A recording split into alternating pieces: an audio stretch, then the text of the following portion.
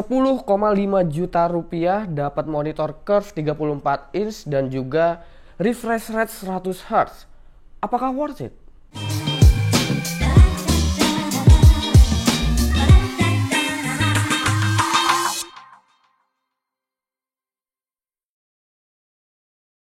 Halo Bray, kembali lagi di Gaptek.id dan ya, ini adalah monitor dari Microboard yaitu M340 CLZ. Monitor ini memiliki harga di 10,5 juta rupiah dan mungkin buat kalian yang bingung mau cari monitor ini di mana, kebetulan Microboard ini baru masuk di Indonesia banget.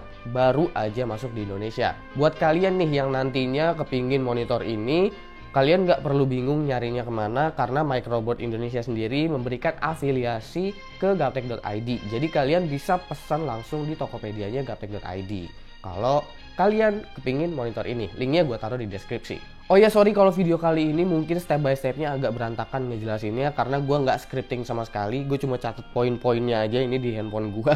Jadi kalau agak berantakan sorry ya gitu. Tapi gue akan sebisa mungkin untuk menjelaskan secara detail bagaimana monitor Microboard ini. Oke, kita kembali untuk bahas monitor dari Microboard ini. Microboard sendiri sebenarnya produsen monitor asal Korea yang dimana rata-rata monitornya itu menggunakan panel VA. Panel VA itu biasa digunakan juga sama monitor Samsung atau secara garis besar monitor Microboard ini memang OEM-nya dari Samsung. Ya, secara garis besar monitor ini dari segi desain itu memang agak mirip dengan monitor curve-nya Samsung. Bedanya untuk monitor Microboard ini lehernya dia nggak bisa ditinggiin. Untuk bahannya sendiri, Microboard M340 CLZ ini semua bahannya hampir semuanya terbuat dari metal, baik dari bezelnya, kakinya, kecuali bagian belakangnya ini baru terbuat dari plastik. Bezelnya di sini kalau gua bilang cukup tipis, tapi bagian tipisnya itu cuma bagian atasnya aja. Bagian atas ini agak hitam, ini sebenarnya masih bagian dari bezelnya, bukan karena game ini berjalan nggak full screen ya, tapi ini masih bagian dari bezelnya sebenarnya. Untuk ukurannya sendiri, Microboard M340 CLZ ini sesuai namanya 34, yaitu 34 inch dengan resolusi 3440 x 1440. Kalau kalian bertanya-tanya lebih berat mana 3440 x 1440 sama 4K, jawabannya masih tetap lebih berat 4K untuk main game. Cara ngitungnya gampang, kalian hitung aja 3440 x 1440 hasilnya berapa, sama resolusi 4K itu hasilnya berapa. Resolusi 4K itu adalah 3840 x 2160. Panel VA yang ada di monitor ini itu sebenarnya udah IPS, tapi kalau kita ngelihat viewing angle-nya sebenarnya di sini dia masih mengalami distorsi warna kalau dilihat dari samping, tapi sedikit banget distorsi warnanya. Mungkin kalau kalian nanti ngelihat dari samping itu kalian akan melihat perubahan warna di ujung sana mungkin jadi agak sedikit kekuningan atau di samping sini jadi agak kekuningan. Selebihnya jika kalian ngelihat dari depan atau dari atas atau dari bawah itu nggak mengalami perubahan warna sama sekali. Di bagian belakangnya untuk output display kita akan mendapatkan 3 output yaitu DVI, HDMI dan juga DisplayPort. Semua output displaynya ini udah bisa berjalan pada refresh rate 100 Hz dan untuk semua output displaynya nggak mengalami yang namanya perubahan warna sama sekali. Tapi gue tetap lebih merekomendasikan untuk menggunakan HDMI ataupun DisplayPort. Karena apa? Karena dengan HDMI dan DisplayPort, monitor ini speakernya jadi bisa digunakan. Ya, meskipun kualitas speakernya itu bukan dibilang kualitas yang bagus juga sih. Kualitasnya biasa-biasa aja. Tapi buat nonton gitu jadi agak enak lah. Di bagian belakang monitor ini juga sebenarnya dia terdapat cover, tapi untuk sampel unit yang dikirimin ke gua ini, gua nggak dikasih covernya sama Microboard. Jadi kalian akan melihat monitor ini telanjang di belakangnya. Tapi meskipun ada covernya, monitor ini sebenarnya nggak memiliki kabel manajemen yang cukup baik. Jadi kabel kalian akan terlihat seperti ini dan juga terlihat seperti ini. Mungkin seharusnya Microboard, saran dari gua, kedepannya nanti kalau ada versi baru kalian bikin kabel manajemen biar bisa kabelnya diumpetin ke bagian tengah. Jadi kesan premium dari monitor ini jadi lebih terasa gitu. Selain resolusi yang tinggi, monitor ini juga memiliki refresh rate 100 Hz tadi gua udah bilang. Tapi response time-nya itu 8 millisecond, bukan 5 millisecond.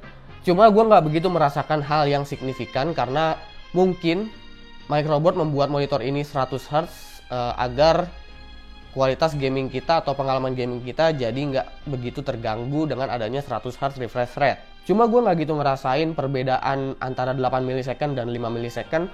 Mungkin terbantu dengan refresh rate-nya yang besar. Jadi di sini kalau kita ngelihat di game itu blur effect-nya hampir bener-bener nggak berasa. Mungkin kalau gue bilang ini rasanya mirip-mirip dengan 60 Hz di 5 millisecond atau 60 Hz di 1 millisecond. Kalau kita ngelihat kompetitor-kompetitor lain itu rata-rata di harga 10,5 juta sampai 12 juta. Memang rata-rata masih menggunakan 60 Hz meskipun response time-nya 5 millisecond. Untuk akurasi warnanya jujur aja monitor ini nggak memiliki akurasi warna yang begitu akurat. Karena sRGB-nya mungkin terbilang rendah atau Adobe RGB-nya terbilang rendah. Warnanya itu kalau gua rasain mungkin agak sedikit teal. Jadi gua rasa monitor ini akan lebih cocok untuk kalian gunakan untuk memainkan sebuah game atau kalian pakai untuk nonton film, karena kesan sinematiknya kalau kita menggunakan monitor ini itu jadi berasa banget. Untuk menunya di sini Microbot nggak memberikan tanda mana menu utama, mana navigasi kanan kiri atas bawah, dan mana tombol quick navigation. Jadi kita perlu ngeraba-raba sedikit kalau kita mau masuk ke menunya. Nah kayak begini. Dan untuk menunya sendiri, kalau kalian lihat di sini menunya itu kayak monitor-monitor standar. Sebenarnya warna dari monitor ini bisa kita atur melalui menu yang ada di sini, tapi itu nggak bikin ngerubah akurasi warna dari monitor Microbot ini. Kalau kita ubah warnanya karena agak kebiruan gitu monitor ini warnanya, dan kita tambahin merahnya biar agak warm, itu warna putihnya nanti akan jadi ke kuning-kuningan. Jadi memang gue sebut monitor ini tuh kayak agak teal and orange gitu. Makanya gue senang banget kalau pakai monitor ini dipakai buat nonton atau buat main game yang memang ultra wide kayak begini ya, 21:9. Jadi viewing angle-nya tuh wow luas banget gitu nih, kayak lagi main GTA gini nih. Pengalaman gue sendiri menggunakan monitor ini jujur aja gue lebih sering pakai untuk nonton film. Karena apa? Biasanya rata-rata film itu udah pakai aspek rasio 21:9. Jadi kalau pakai monitor ini kita nggak ngelihat yang namanya CinemaScope atau black bar di atasnya, itu yang hitam di atas hitam di bawah. Jadi bener-bener full screen ultra wide di monitor ini. Dan sebenarnya monitor ini juga udah mensupport multitasking, tapi gua nggak menggunakan fitur multitasking atau multi windows tersebut karena untuk ngedit gua masih PW banget sama monitor gua karena akurasi warnanya tadi tentunya. Ya kesimpulannya sih untuk monitor Microbot N340CLZ ini secara garis besar memang udah cukup make sense di harga 10,5 juta.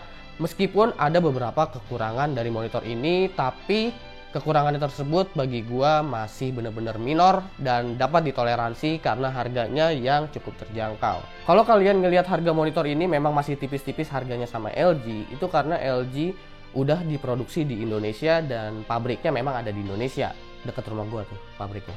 Dan sebenarnya kalau harganya di kurs dolar, monitor ini harganya terbilang cukup jauh dari harganya Samsung dan juga LG. Intinya sih gue merekomendasikan buat kalian-kalian yang memang pingin fokus ngegame dengan resolusi ultra wide di 34 inch. Atau memang buat kalian yang hobi banget nonton film. Untuk ngedit-ngedit gue sendiri lebih prefer untuk cari monitor yang nggak curve. Kenapa? Karena workflow-nya lebih enak aja gitu kalau nggak bengkok. Ya coba komen-komen aja lah di bawah, kira-kira kalian tertarik nggak sih dengan monitor Microbot ini yang memang brandnya bener-bener kita masih asing kali ya di Indonesia dengan brand Microbot. Gue juga masih asing sih dengan Microbot karena ini bener-bener brand baru, kompetitor baru, dan baru terjun juga di Indonesia. Coba komen aja di bawah, oke? Jangan lupa like, share, dan subscribe jika video ini bermanfaat buat kalian semua. Follow sosial media gue itu ada di description. Gue Suki dan seperti biasa sampai jumpa di lain kesempatan.